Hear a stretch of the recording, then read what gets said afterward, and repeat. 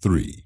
The line between rulers and ruled was made sharper, with fewer persons in an ambiguous position than earlier in German history. This was made more acceptable to the ruled by creating a new third group of non-citizens, Jews and foreigners, which could be exploited and oppressed even by the second group of the ruled. The following table shows the approximate relationships of the ruling groups in the three periods of German history in the 19th century. The Empire. The Emperor at the top. The army beneath him. Landlords beneath the army. The bureaucracy beneath the landlords. Industry beneath the bureaucracy. The Weimar Republic. Army at the top. Bureaucracy beneath the army. Industry beneath bureaucracy. Landlords beneath industry. The Third Reich. The Nazi Party at the top. Leaders only. Industry beneath the Nazi Party. Army beneath industry. Bureaucracy beneath the army. Landlords beneath the bureaucracy. The ruled groups below these rulers have remained roughly the same. In the Third Reich, they included 1. Peasants, 2. Laborers, 3. The petty bourgeois of clerks, retailers, artisans, small industry, and so on, 4. Professional groups such as doctors, druggists, teachers, engineers, dentists, and so on. Below these was the submerged group of non-Aryans and the inhabitants of occupied areas. A revealing light is cast on Nazi society by examining the positions of the ruling groups. We shall examine each of these in reverse order. The influence of the landlord group in the earlier period rested on tradition rather than on power. It was supported by a number of factors. 1. The close personal connections of the landlords with the emperor, the army, and the bureaucracy. 2. The peculiar voting rules in Germany which gave the landlords undue influence in Prussia and gave the state of Prussia undue influence in Germany. 3. The economic and social power of the landlords, especially east of the Elbe, a power based on their ability to bring pressure to bear on tenants and agricultural laborers in that area. All these sources of power were weakening even under the Empire. The Republic and the Third Reich merely extended a process already well advanced. The economic power of the landlords was threatened by the agricultural crisis after 1880 and was clearly evident in their demand for tariff protection after 1895. The bankruptcy of the Junker estates was bound to undermine the political influence even if the state was willing to support them with subsidies and Ostalife indefinitely. The departure of the emperor and the change in the position of the army and bureaucracy under the Republic weakened the avenues of indirect influence by the landlords. The change in the voting regulations after 1918 and the ending of voting after 1933, combined with the increasing abortion of Prussia and the other Länder into a unified German state, reduced the political power of the landlord group. Finally, their social influence was weakened by the migration of German farm laborers from eastern to central and western Germany, and their replacement by Slav farm labor. This decrease in the power of the landlord group continued under the Third Reich and was intensified by the fact that this group was the one segment of the quartet which was successfully coordinated. The landlords lost most of their economic power because the control of their economic life was not left in the hands of the landlords, as was done with industry. In both cases, economic life was controlled chiefly by cartels and associations, but in industry, these were controlled by industrialists, while in agriculture, they were controlled by the state in close cooperation with the party. Prices, production, conditions of sale, and, in fact, every detail about agriculture was in control of a government corporation called the Reichen Erstand. This leader appointed the subordinate leaders of all the member organizations of the Reichen Erstand, and these in turn named their subordinates. This process was continued down to the lowest individual, each leader naming his direct subordinates according to the leadership principle. Every person engaged in any activity concerned with agriculture, food, or raw material production, including lumber, fishing, dairying, and grazing, belonged to one or several associations of the Reichen Erstand. The associations were organized both on a territorial and on a functional basis. On a functional basis, they were organized in both vertical and horizontal associations. On a territorial basis were 20 regional peasantships, Landesbauernschaften, subdivided into 515 local peasantships, Kreisbauernschaften. On a horizontal basis were associations of persons in the same activity, such as grinding flour, churning butter, growing grain, and so on. On a vertical basis were associations of all persons concerned with the production and processing of any single commodity, such as grain or milk. These organizations, all formed on the leadership principle, were chiefly concerned with prices and production quotas. These were controlled by the state, but prices were set at a level sufficient to give a profit to most participants, and quotas were based on assessments estimated by the farmers themselves. While the landlords lost power in this way, they received economic advantages. As befitted a counter-revolutionary movement, the Nazis increased the wealth and privileges of the landlords. The report on the Ostlife scandal, which had been made for Schleicher in 1932, was preeminently suppressed. The autarky program gave them a stable market for their products, shielding them from the vicissitudes which they had suffered under liberalism, with its unstable markets and fluctuating prices. The prices fixed under Nazism were not high, but were adequate, especially in combination with other advantages. By 1937, prices paid to farmers were 23% more than in 1933, although still 28% below those of 1925. Larger farms, which used hired labor, were aided by the prevention of unions, strikes, and rising wages. Labor forces were increased by using the labor services of boys and girls in the Nazi youth movement and labor service. Payments for interest and taxes were both reduced, the former from 950 million marks in 1929 to 1930 to 630 million marks in 1935 to 1936, and the latter from 740 million to 460 million marks in the same 6 years. Farmers were exempt completely from unemployment insurance, contributions which amounted to 19 million marks in 1932 to 1933. The constant threat of breaking up the bankrupt great estates was removed, whether it arose from the state or from private creditors. All farms of over family size were made secure in possession of their owner's family, with no possibility of alienation, by increasing the use of entail on great estates and by hereditary farms acts for lesser units. These benefits were greater for larger units than for smaller ones, and the greatest for the larger estates.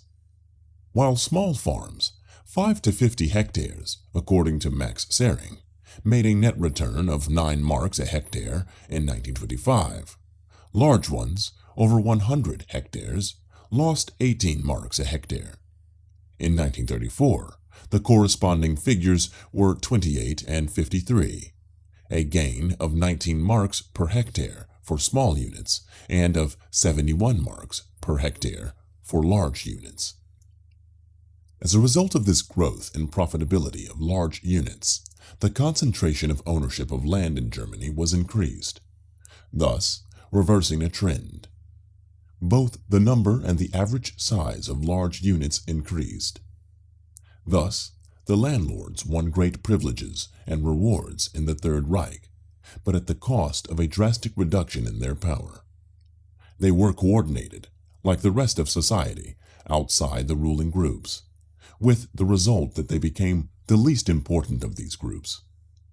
The bureaucracy was not completely coordinated, but it found its power greatly reduced. The civil service was not, as we have indicated, purged of non-Nazis, although Jews and obvious anti-Nazis were generally retired. Only in the Ministry of Economics, perhaps because of the complete reorganization of the ministry, was there any extensive change at first. But this change did not bring in party members. It brought in men from private business. Outside the Ministry of Economics, the chief changes were the ministers themselves and their secretaries of state. The newly created ministries, of course, had new men, but, except on the lowest levels, these were not chosen because they were party members. The old division of the bureaucracy into two classes, academic and non-academic, with the upper open only to those who passed an academic examination, continued. Only in the lowest, non-skilled ranks did party members overwhelm the service.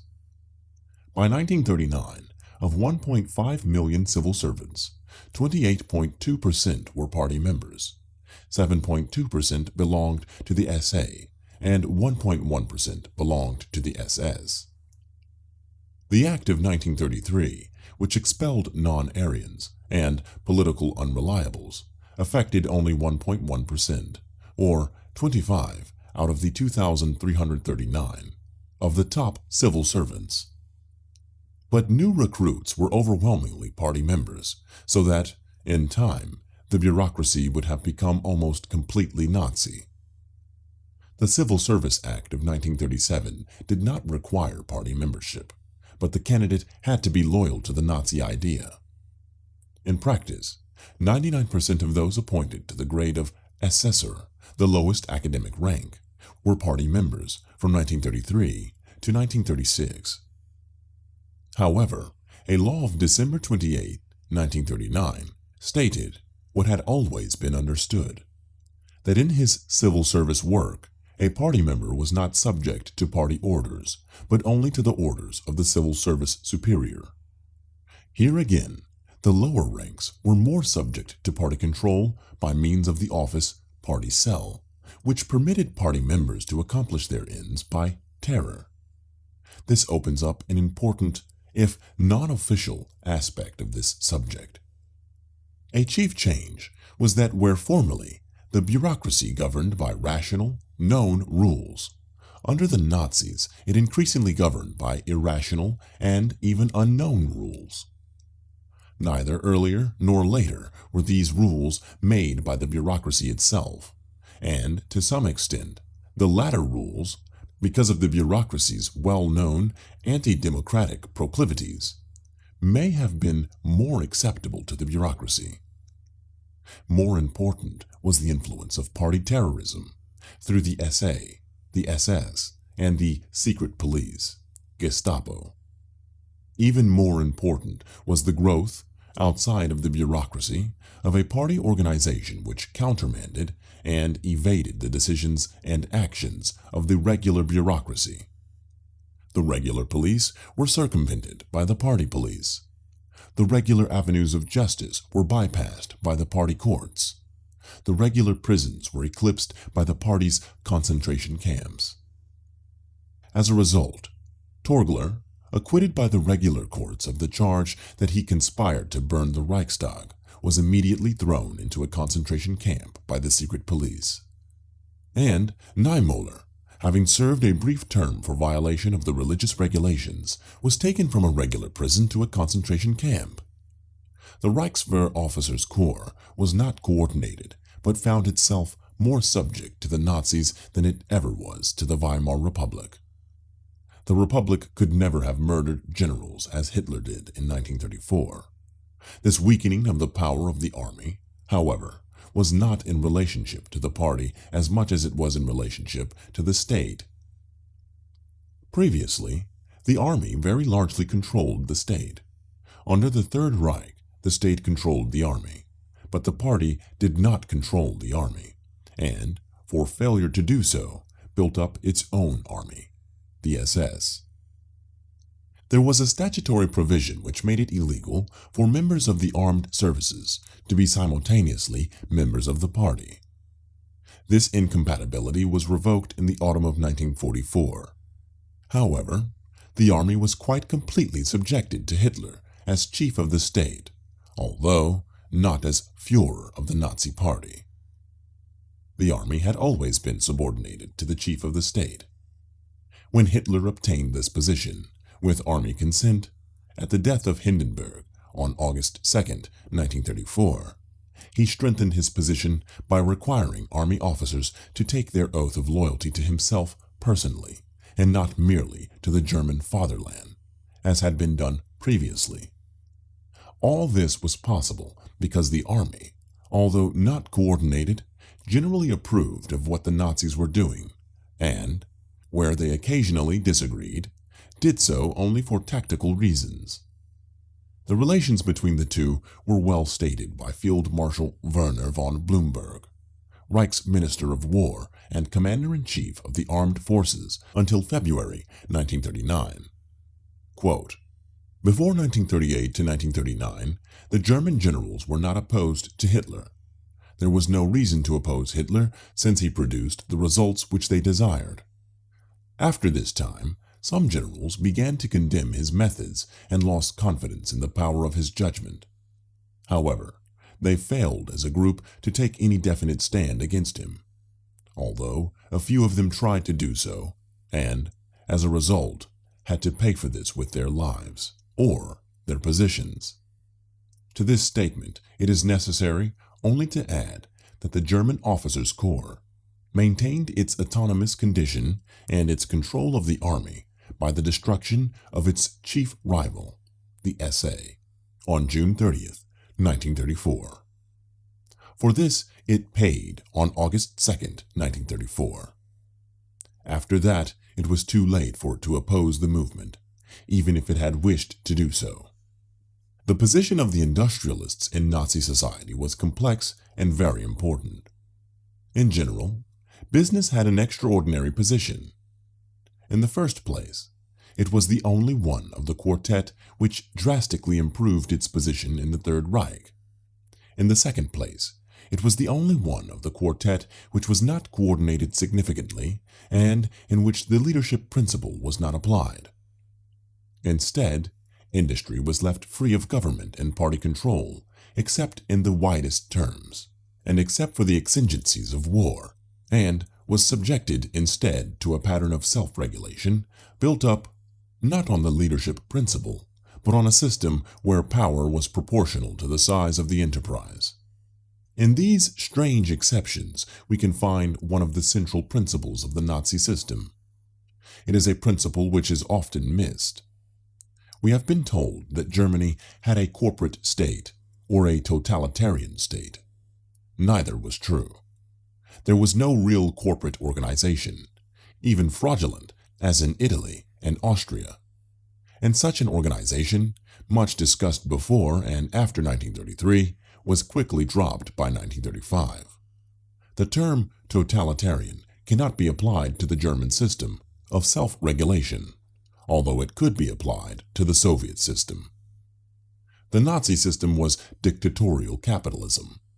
That is, a society organized so that everything was subject to the benefit of capitalism.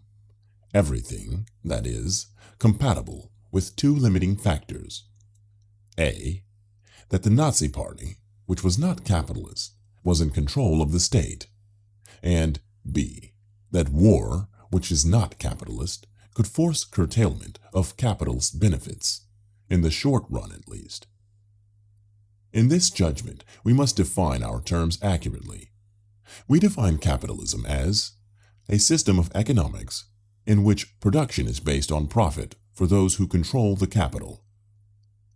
In this definition, one point must be noted. The expression, for those who control the capital, does not necessarily mean the owners. In modern economic conditions, large-scale enterprise with widely dispersed stock ownership has made management more important than ownership. Accordingly, profits are not the same as dividends, and, in fact, dividends become objectionable to management since they take profits out of its control. The traditional capitalist system was a profit system. In its pursuit of profits, it was not primarily concerned with production, consumption, prosperity, high employment, national welfare, or anything else.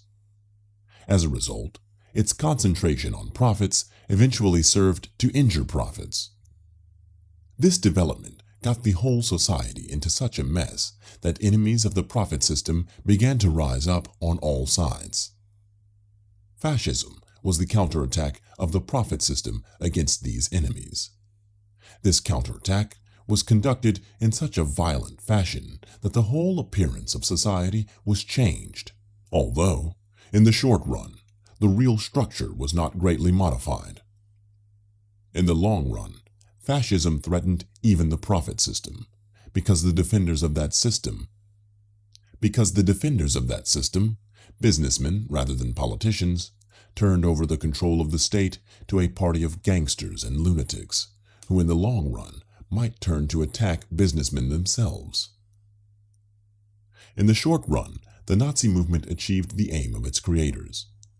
In order to secure profits, it sought to avert 6 possible dangers to the profit system. These dangers were: 1. From the state itself. 2. From organized labor. 3. From competition. 4. From depression. 5. From business losses. And 6. From alternative forms of economic production, organized on non-profit bases. These 6 all merged into one great danger: the danger from any social system in which production was organized on any basis other than profit. The fear of the owners and managers of the profit system for any system organized on any other basis became almost psychopathic.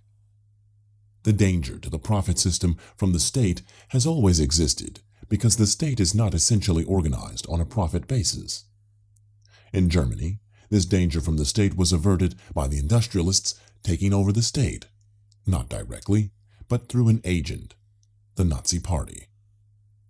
Hitler indicated his willingness to act as such an agent in various ways, by reassurances, such as his Dusseldorf speech in 1932, by accepting, as a party leader and his chief economic advisor, a representative of heavy industry, Walter Funk, on the very day, December 31st, 1931, on which that representative joined the party at the behest of the industrialists, by the purge of those who wanted the Second Revolution, or a corporative or totalitarian state, June 30th, 1934. That the industrialists' faith in Hitler on this account was not misplaced was soon demonstrated.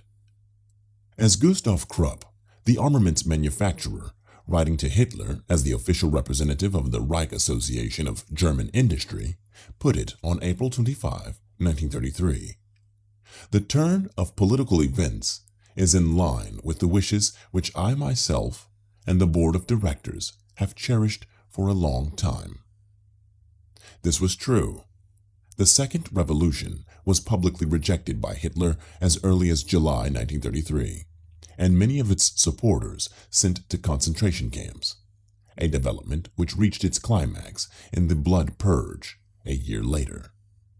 The radical Otto Wagner was replaced as chief economic advisor to the Nazi Party by a manufacturer, Wilhelm Kepler. The efforts to coordinate industry were summarily stopped. Many of the economic activities which had come under state control were reprivatized. The United Steel Works, which the government had purchased from Ferdinand Flick in 1932, as well as 3 of the largest banks in Germany, which had been taken over during the crisis of 1931, were restored to private ownership at a loss to the government. Rheinmetall Borsig one of the greatest corporations in heavy industry, was sold to the Hermann Göring Works. Many other important firms were sold to private investors. At the same time, the property and industrial firms still held by the state was shifted from public control to joint public-private control by being subjected to a mixed board of directors. Finally, municipal enterprise was curtailed. Its profits were taxed for the first time in 1935, and the law permitting municipal electric power plants was revoked in the same year. The danger from labor was not nearly so great as might seem at first glance. It was not labor itself which was dangerous, because labor itself did not come directly and immediately in conflict with the profit system. Rather, it was with labor getting the wrong ideas, especially Marxist ideas, which did seek to put the laborer directly in conflict with the profit system and with private ownership. As a result, the Nazi system sought to control the ideas and organization of labor, and was quite as eager to control his free time and leisure activities as it was to control his working arrangements. For this reason, it was not sufficient merely to smash the existing labor organizations. This would have left labor free and uncontrolled, and able to pick up any kind of ideas. Nazism, therefore, did not try to destroy these organizations, but to take them over. All the old unions were dissolved into German Labor Front.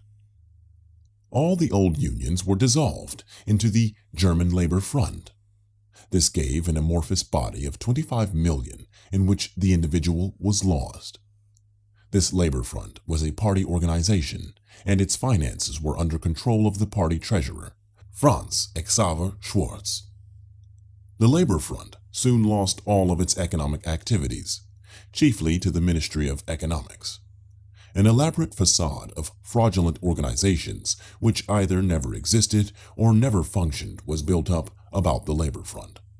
They included national and regional chambers of labor and a federal labor and economic council. In fact, the Labor Front had no economic or political functions and had nothing to do with wages or labor conditions. Its chief functions were 1. To propagandize, 2. To absorb the workers' leisure time, especially by the Strength Through Joy organization, 3. To tax workers for the party's profit, 4. To provide jobs for reliable party members within the Labor Front itself, 5. To disrupt working-class solidarity.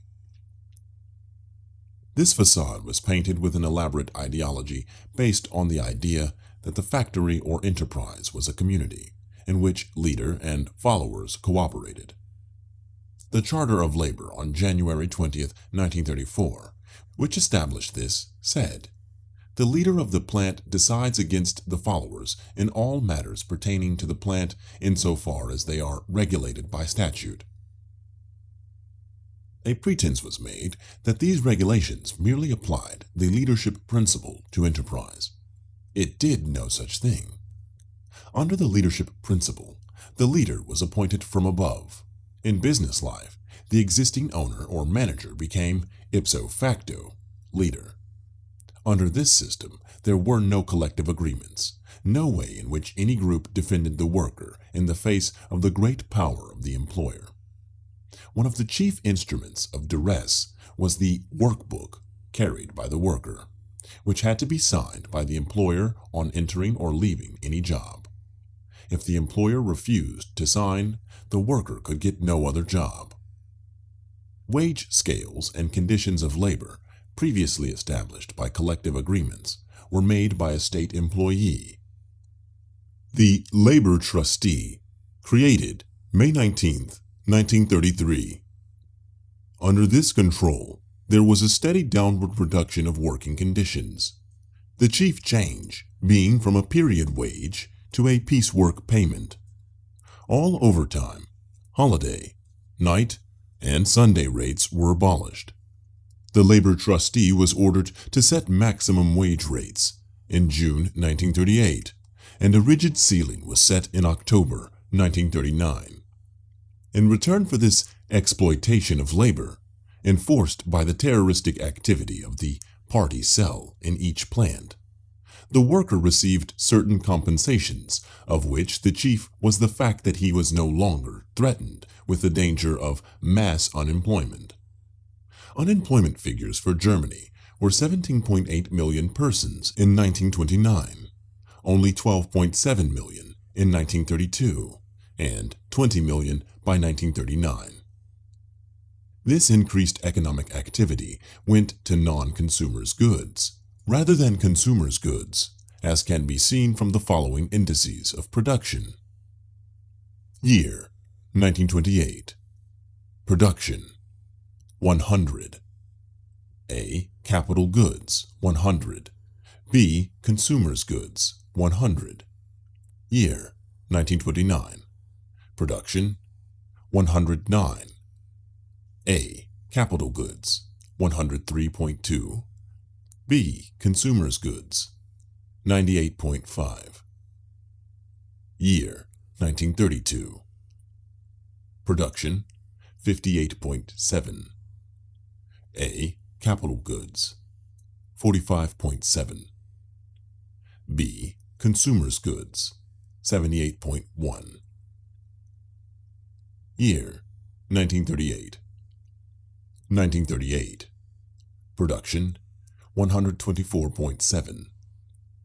A. Capital goods 135.9.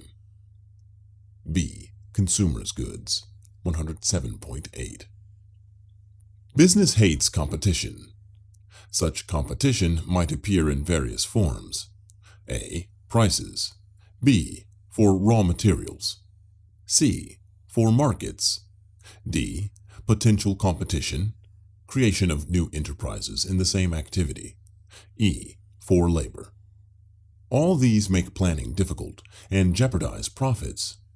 Businessmen prefer to get together with competitors so that they can cooperate to exploit consumers to the benefit of profits instead of competing with each other to the injury of profits. In Germany, this was done by three kinds of arrangements. 1. Cartels, Kartelle. 2. Trade associations, Fachverbände. And 3. Employers' associations, Spitzenverbände. The cartels regulated prices, production, and markets. The trade associations were political groups organized as chambers of commerce or agriculture. The employers' associations sought to control labor. All these existed long before Hitler came to power, an event that had relatively little influence on the cartels, but considerable influence on the other two.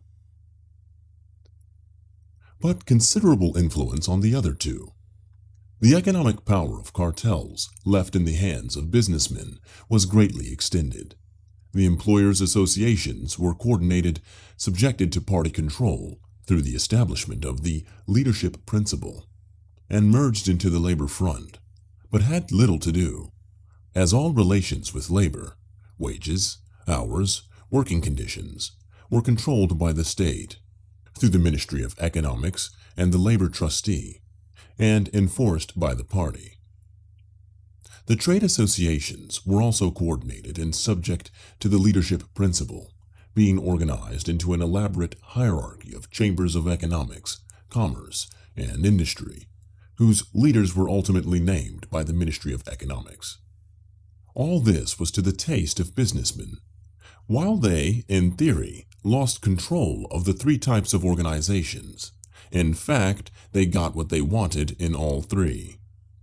We have shown that the employers' associations were coordinated, yet employers got the labor, wage, and working conditions they wanted, and abolished labor unions and collective bargaining, which had been their chief ambition in this field.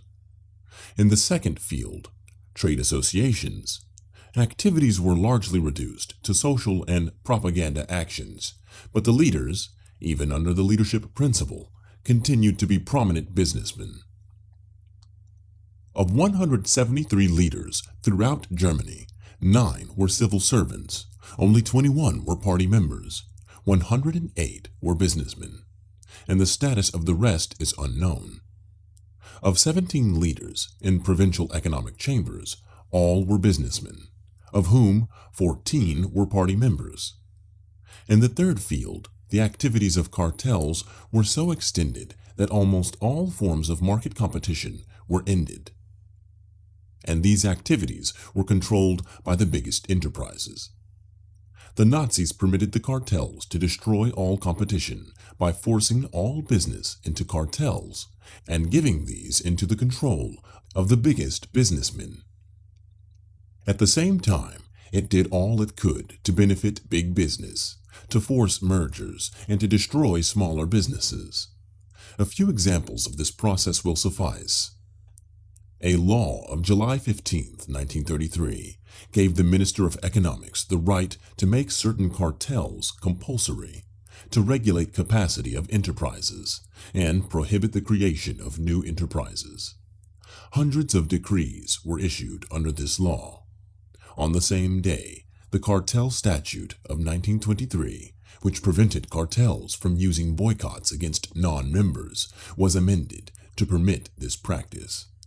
As a result, cartels were able to prohibit new retail outlets and frequently refused to supply wholesalers or retailers unless they did more than a minimum volume of business or had more than a minimum amount of capital. These actions were taken, for example, by the radio and the cigarette cartels. Cartels were controlled by big business, since voting power within the cartel was based on output or number of employees. Concentration of enterprise was increased by various expedients, such as granting public contracts only to large enterprises, or by Aryanization, which forced Jews to sell out to established firms. As a result, on May 7, 1938, the Ministry of Economics reported that 90,448 out of 600,000 one-man firms had been closed in 2 years. The Corporation Law of 1937 facilitated mergers, refused to permit new corporations of below 500,000 marks capital, ordered all new shares to be issued at a par value of at least 1,000 marks, and ordered the dissolution of all corporations of less than 100,000 marks capital. By this last provision, 20% of all corporations with 0.3% of all corporate capital were condemned. At the same time, share owners lost most of their rights against the board of directors, and on the board the power of the chairman was greatly extended. As an example of a change, the board could refuse information to stockholders on flimsy excuses. The control of raw materials, which was lacking under the Weimar Republic, was entrusted to the functional trade associations. After August 18, 1939, priority numbers, based on the decisions of the trade associations, were issued by the Reichsstände, subordinate offices of the Ministry of Economics. In some critical cases, subordinate offices of the Reichsstände were set up as public offices to allot raw materials. But in each case, these were only existing business organizations with a new name. In some cases, such as coal and paper, they were nothing but the existing cartels. In this way, competition of the old kind was largely eliminated, and that, not by the state, but by industrial self-regulation, and not at the expense of profits, but to the benefit of profits, especially of those enterprises which had supported the Nazis. Large units in heavy industry. The threat to industry from depression was eliminated. This can be seen from the following figures.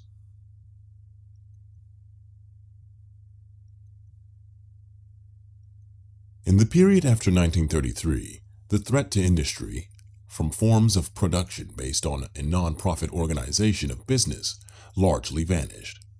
Such threats could come from government ownership, from cooperatives, or from syndicalism. The last was destroyed by the destruction of the labor unions. The cooperatives were coordinated by being subjected irrevocably and unconditionally to the command and administrative authority of the leader of the German Labor Front, Dr. Robert Ley. On May 13, 1933. The threat from public ownership was eliminated under Hitler, as we have indicated. It would seem, from these facts, that industry was riding the crest of the wave under Nazism. This is quite true, but industry had to share this crest with the party and the army. Of these three, it was unquestionably in at least second place, a higher rank than it had ever achieved in any earlier period of German history. Party participation in business activities was not the threat to industry, which it might appear to be at first glance. These participations were the efforts of the party to secure an independent economic foundation and were largely built up of unprofitable activities, or non-Aryan, non-German, or labor union activities, and were not constructed at the expense of legitimate German industries. The Hermann Groning Works arose from government efforts to utilize low-grade iron ore in Brunswick. To this was added various other enterprises, those already in government control, which were thus shifted from a socialized to a profit-seeking basis.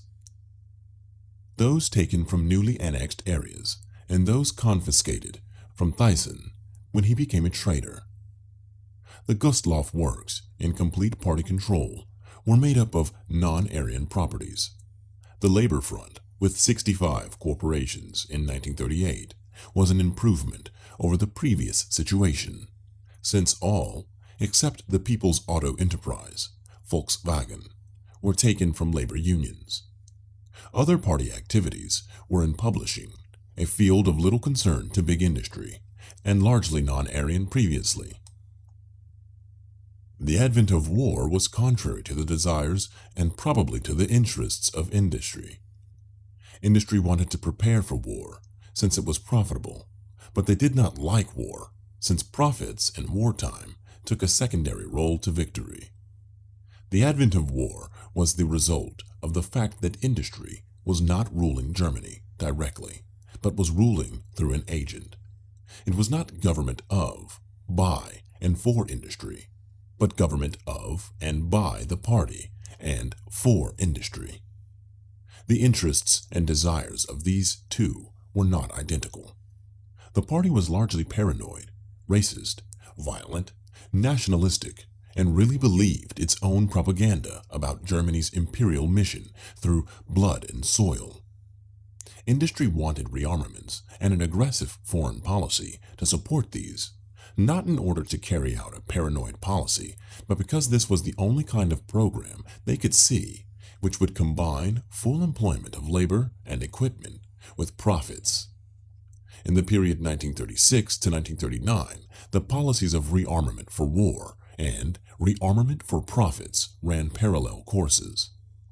From 1939 on, they ran parallel only because the two groups shared the booty of conquered areas and were divergent because of the danger of defeat. This danger was regarded as a necessary risk in pursuit of world conquest by the party. It was regarded as an unnecessary risk in pursuit of profits by industry. This brings us to the new ruling group, the party. The party was a ruling group only if we restrict the meaning of the term party to the relatively small group, a few thousand, of party leaders. The 4 million party members were not part of the ruling group, but merely a mass assembled to get the leaders in control of the state, but annoying and even dangerous once this was done. Accordingly, the period after 1933 saw a double action, a steady growth of power and influence for the Reichsleiter in respect to the ruled groups, the quartet, and the ordinary members of the party itself, and, combined with this, a steady decrease in the influence of the party as a whole in respect to the state. In other words, the leaders controlled the state, and the state controlled the party. At the head of the party was the Führer. Then came about 20 Reichsleiter. Below these was the party hierarchy, organized by dividing Germany into 40 districts, Gaue, each under a Gaue Leiter. Each district was subdivided into circles, Kreise, of which there were 808, each under a Kreiseleiter.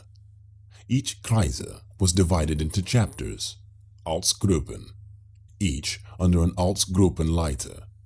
These chapters were divided into cells, Zellen, and subdivided into blocks under Zellenleiter and Blockleiter. The Blockleiter had to supervise and spy on 40 to 60 families.